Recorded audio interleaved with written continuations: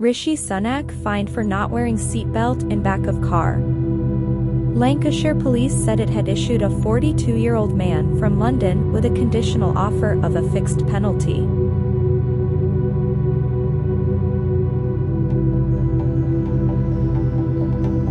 Number 10 said Mr. Sunak fully accepts this was a mistake and has apologized, adding that he would pay the fine. Passengers caught failing to wear a seatbelt when one is available can be fined £100. This can increase to £500 if the case goes to court.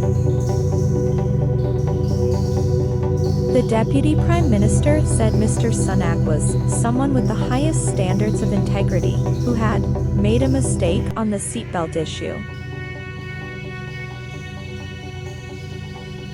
Dominic Raab said the PM was a human being doing a demanding job, and had put his hands straight up and apologized.